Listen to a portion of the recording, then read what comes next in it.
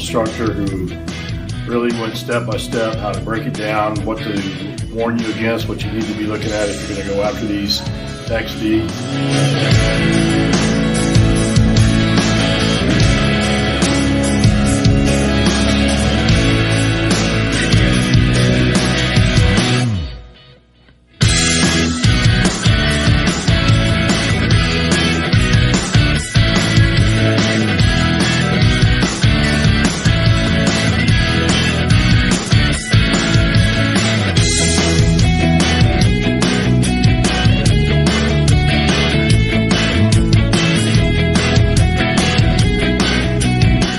But I made $40,000, and those were the easiest $40,000 I made because there was any money from me to put up front or to risk.